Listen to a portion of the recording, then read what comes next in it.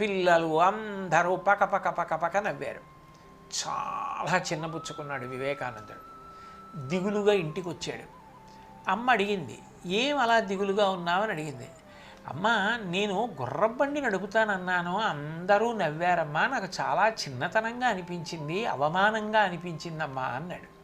తల్లి అంది, ఎందుకు అవమానపడతావు అని చెయ్యి పట్టుకుని పూజ గదిలోకి తీసుకెళ్ళి భగవద్గీత చిత్తరువు చూపించింది. నువ్వు మామూలు గుర్రబండి తోలేవాడివి కాకూడదు.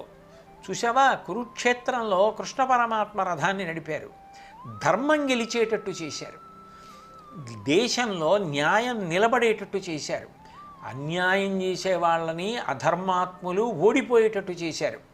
ఎప్పటికీ పనికొచ్చే భగవద్గీతని అర్జునుడిని అడ్డుపెట్టి ఉపదేశం చేశారు. నువ్వు కూడా అంత గొప్పవాడివి కావాలి.